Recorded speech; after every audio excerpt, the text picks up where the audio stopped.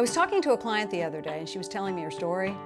She had a lot of pain and loss in her life and she was angry at God. And as we talked, it was like this crystallizing moment occurs for her and she says, I guess I just didn't expect my life would turn out this way. Unmet expectations and shattered dreams can definitely cause us to lose heart. Jesus talks a lot about this in the Bible. He said, in this world you will have trouble, but take heart. I've overcome all this mess. He knew something would be happening to our hearts, and he was trying to tell us to notice, pay attention, because if we don't, the effects of our pain can become catastrophic and the death of our hearts inevitable.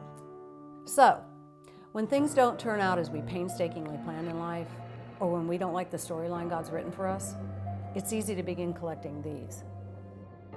Rocks of bitterness,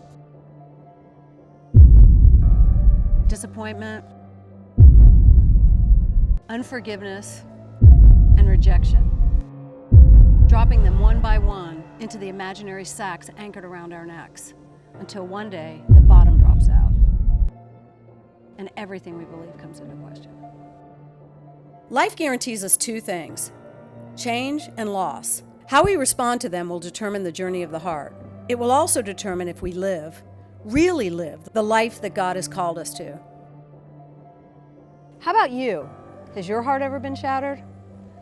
Is there some part of your story that went terribly wrong? If so, have you stopped to notice the effects on your heart? If you haven't, I invite you now to begin the journey of self-discovery. Use the website as a resource to ask counseling questions, listen to the podcasts, request to be a guest on the show, and read the first chapter of my book. Remember, it's your heart. Keep it alive. Check the pulse.